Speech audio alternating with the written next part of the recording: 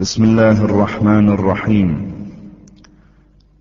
دعاء كميل الذي علمه إياه مولانا أمير المؤمنين علي بن أبي طالب عليه السلام.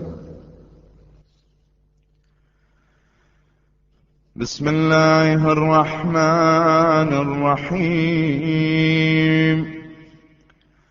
اللهم إني أسألك برحمتك التي وسعت كل شيء، وبقوتك التي قهرت بها كل شيء، وخضع لها كل شيء، وذل لها كل شيء، وبجبروتك التي غلبت بها كل شيء، وبعزتك التي لا يقوم لها شيء، وبعظمتك التي ملأت كل شيء،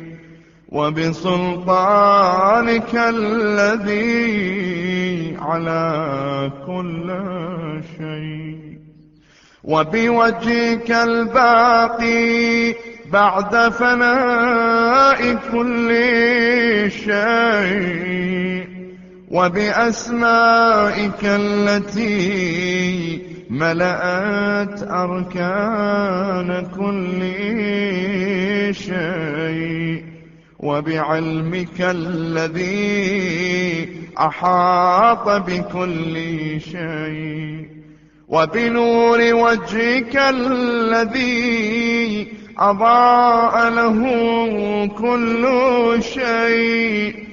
يا نور يا قدوس يا أول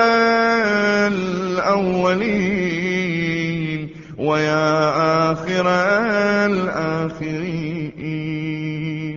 اللهم اغفر لي الذنوب التي تهتك العصام. اللهم اغفر لي الذنوب التي تنزل النقم. اللهم اغفر لي الذنوب التي تغير النعم. اللهم اغفر لي الذنوب التي تحبس الدعاء. اللهم اغفر لي الذنوب التي تنزل البلاء. اللهم اغفر لي كل ذنب أذنبته وكل خطيئة أخطأتها.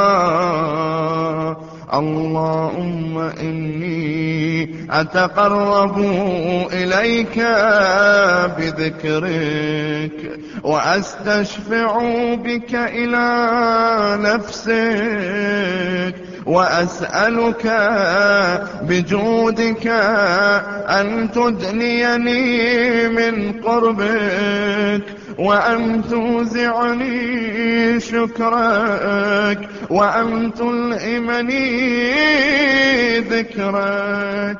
اللهم إني أسألك سؤال خاضع متذلل خاشع، أن تسامحني وترحمني وتجعلني بقسمك راضيا قانعا، وفي جميع الأحوال متواضعا.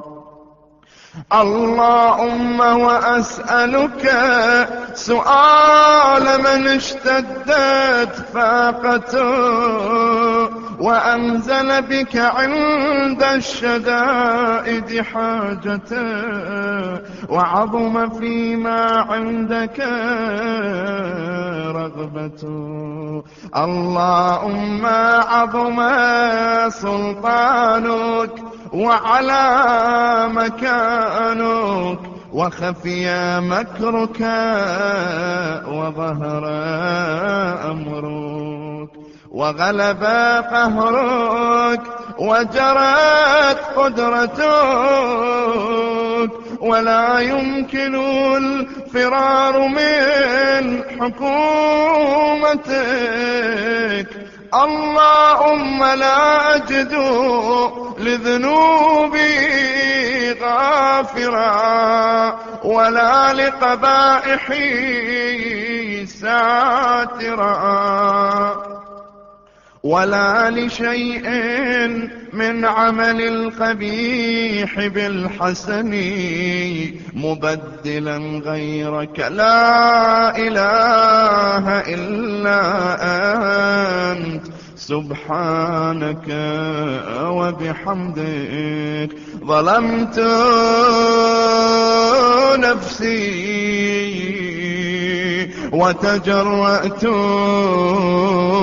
بجهلي، وسكنت إلى قديم ذكرك لي ومنك علي.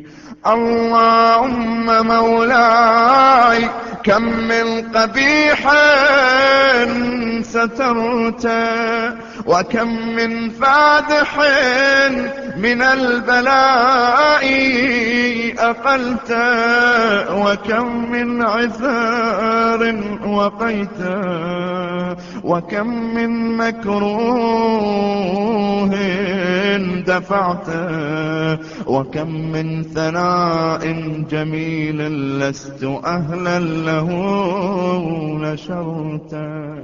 اللهم عظم بلائي وأفرط بي سوء حالي، وقصرت بي أعمالي، وقعدت بي أغلالي، وحبسني عن نفعي بعد أملي، وخدعتني الدنيا بغرورها، ونفسي بجنايتها ومطالي يا سيدي.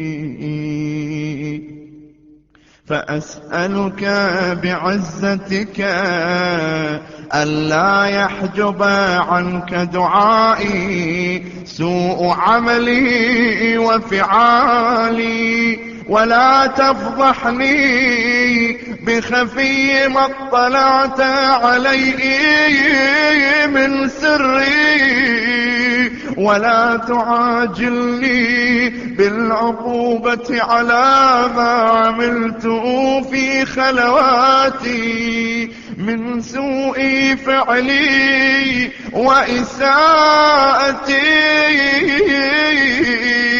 ودوام تفريطي وجهالتي وكثرة شهواتي وغفلتي. وكن اللهم بعزتك لي في كل الأحوال رؤوفا، وعلي في جميع الأمور عطوفا. إلهي وربي من لي غيرك، أسأله كشف ضري والنظر في أمري. إلهي ومولاي أجريت علي حكما اتبعت فيه هوى نفسي، ولم أحترس فيه من تزيين عدوي.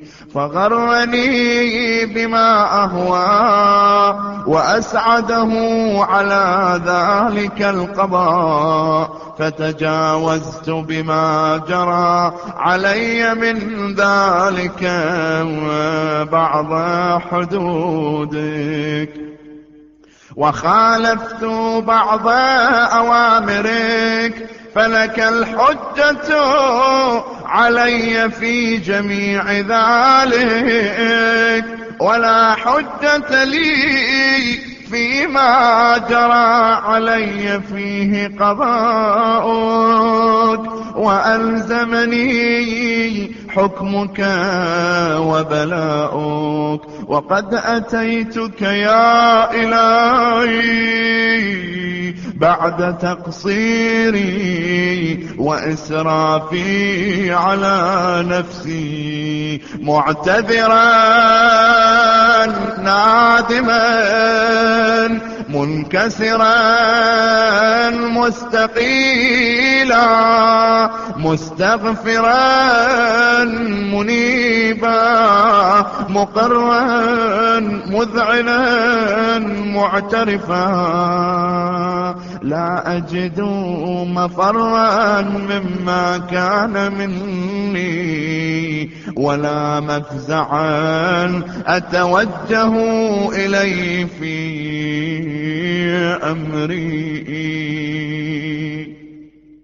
غير قبولك عذري وإدخالك إياي في سعة من رحمتك.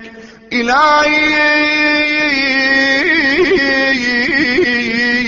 فاقبل عذري وارحم شدة ضري، وفكني من شدي وثاقي، يا رب ارحم ضعف بدني ورقة جلدي ودقة عظمي، يا من بدأ خلقي وذكري وتربيتي وبري وتغذيتي، هبني لابتداء كرمك وسالفي برك بي، يا إلهي وسيدي وربي، أتراك معذبي بنارك بعد توحيدك، وبعد من طوى عليه قلبي من معرفتك، وليج به لساني من ذكرك، واعتقده ضميري من حبك، وبعد صدق اعترافي ودعائي خاضعا لربوبيتك. هيهات أنت أكرم من أن تضيع من ربيت، أو تبعد من أدنيت، أو تشرد من آويت، أو تسلم إلى البلاء من كفيت ورحمت. وليت شعري يا سيدي وإلهي ومولاي، أتسلط النار على وجوه خرت لعظمتك ساجدة، وعلى ألسن نطقت بتوحيدك صادقة، وبشكرك مادحة، وعلى قلوب اعترفت بإلهيتك محققة، وعلى ضمائر حوت من العلم بك حتى صارت خاشعة، وعلى جوارح سعت إلى أوطان تعبدك طائعة، وأشارت باستغفارك مذعنة ما هكذا الظن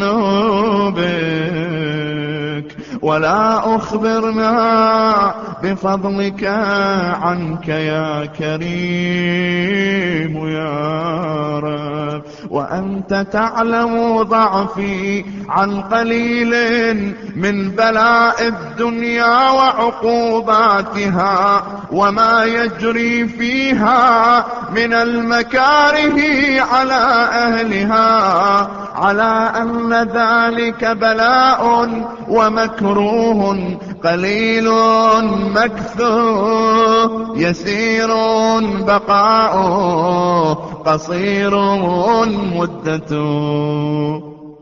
فكيف احتمالي لبلاء الآخرة وجليل وقوع المكاره فيها وهو بلاء تطول مدته ويدوم مقامه ولا يخفف عن أهله، لأنه لا يكون إلا عن غضبك وانتقامك وسخطك، وهذا ما لا تقوم له السماوات والأرض يا سيدي. فكيف لي وأنا عبدك الضعيف الذليل الحقير المسكين، إلهي وربي وسيدي ومولاي، لأي الأمور إليك أشكو ولما منها أضج وأبكي، لأليم العذاب وشدته أم لطول البلاء ومدته. فلئن صيرتني للعقوبات مع أعدائك وجمعت بيني وبين أهل بلائك وفرقت بيني وبين أحبائك وأوليائك، فهبني يا إلهي وسيدي ومولاي وربي، صبرت على عذابك فكيف أصبر على فراقك، وهبني صبرت على حر نارك فكيف أصبر على النظر إلى كرامتك، أم كيف أسكن في النار ورجائي عفوك. فبعزتك يا سيدي ومولاي أقسم صادقا لئن تركتني ناطقا لأضجن إليك بين أهلها ضجيج الآملين، ولأصرخن صراخ المستصرخين، ولأبكين عليك بكاء الفاقدين، ولأنادينك أين كنت يا ولي المؤمنين، يا غاية آمال العارفين، يا غياث المستغيثين، يا حبيب قلوب الصادقين، ويا إله العالمين. أفتراك سبحانك يا إلهي وبحمدك تسمع فيها صوت عبد مسلم سجن فيها بمخالفته وذاق طعم عذابها بمعصيته وحبس بين أطباقها بجرمه وجريرته وهو يضج إليك ضجيج مؤمل لرحمتك ويناديك بلسان أهل توحيدك ويتوسل إليك بربوبيتك يا مولاي. فكيف يبقى في العذاب وهو يرجو ما سلف من حلمك؟ أم كيف تؤلم النار وهو يأمل فضلك ورحمتك؟ أم كيف يحرقه لهيبها وأنت تسمع صوته وترى مكانه؟ أم كيف يشتمل عليه زفيرها وأنت تعلم ضعفه؟ أم كيف يتقلقل بين أطباقها وأنت تعلم صدقه؟ أم كيف تزجره زبانيتها وهو يناديك يا رب؟ أم كيف يرجو فضلك في عتقي منها فتتركه فيها هيهات؟ ما ذلك الظن بك ولا المعروف من فضلك ولا مشبه لما عاملت به الموحدين من برك وإحسانك. فباليقين أقطع لولا ما حكمت به من تعذيب جاحديك وقضيت به من إخلاد معانديك لجعلت النار كلها بردا وسلاما وما كان لأحد فيها مقرا ولا مقاما. لكنك تقدست أسماؤك أقسمت أن تملأها من الكافرين من الجنة والناس أجمعين وأن تخلد فيها المعاندين وأنت جل ثناؤك قلت مبتدئا وتطولت بالإنعام متكرما. أفمن كان مؤمنا كمن كان فاسقا لا يستوون. إلهي وسيدي فأسألك بالقدرة التي قدرتها وبالقضية التي حتمتها وحكمتها وغلبت من عليه أجريتها أن تهب لي في هذه الليل وفي هذه الساعة كل جرم أجرمته وكل ذنب أذنبته وكل قبيح أسررته وكل جهل عملته كتمته أو أعلنته أخفيته أو أظهرته وكل سيئة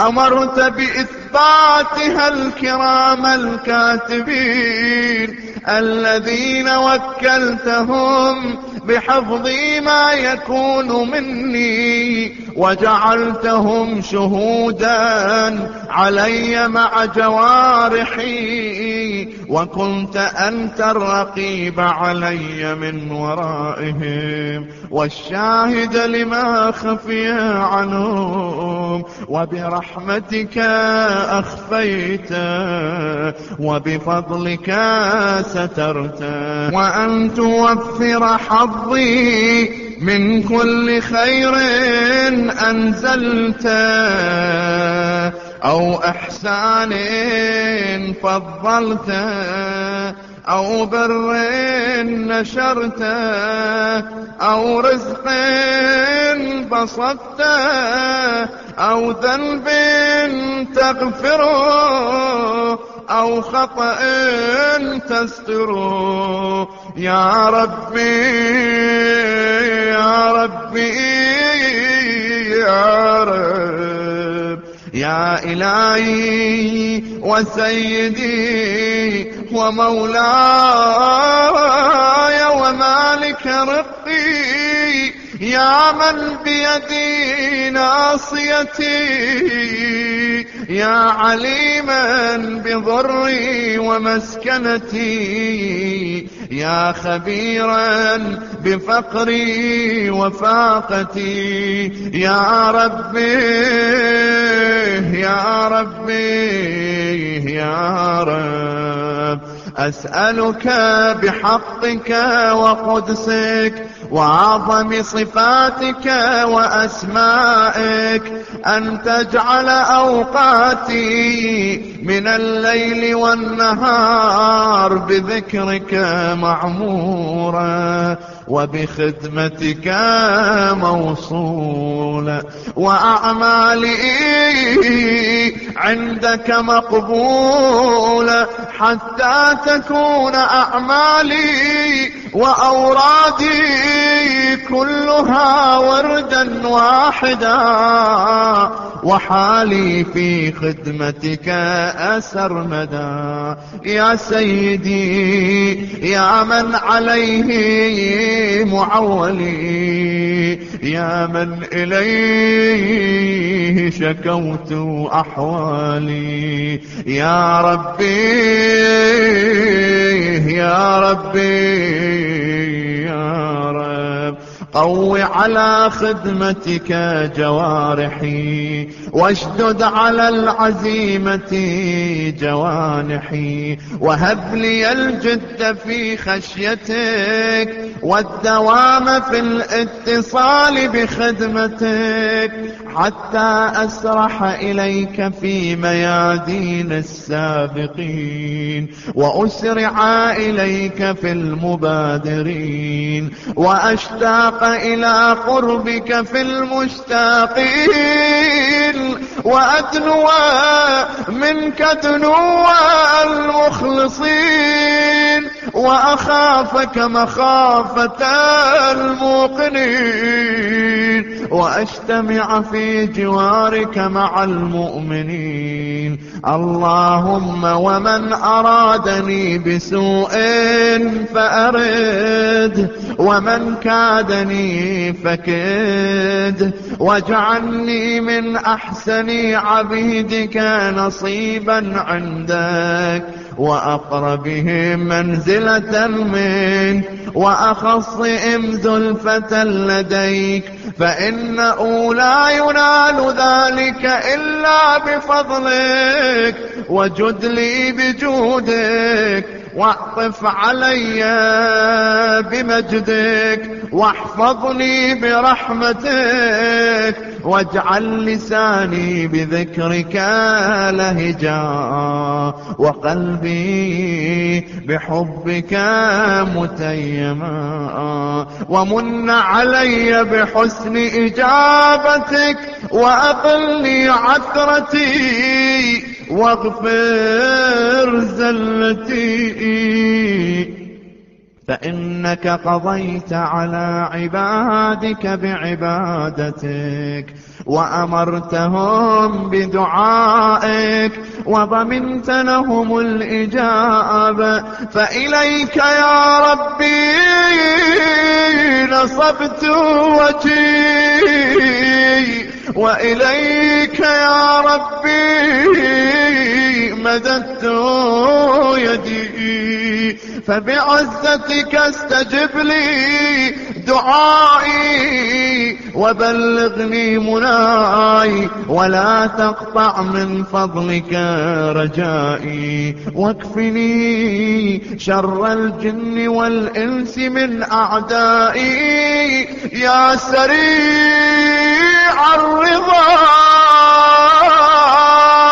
اغفر لمن لا يملك إلا الدعاء، فإنك فعال لما تشاء. يا من اسمه دواء وذكره شفاء وطاعته غنى، ارحم الرأس مالي الرجاء وسلاحه البكاء. يا سابغ النعم يا دافع النقم، يا نور المستوحشين في الظلم، يا عالما لا يعلم، صل على محمد وآل محمد وافعل بي ما أنت أهله. وصلى الله على رسوله والأئمة الميامين من آله وسلم تسليما كثيرا.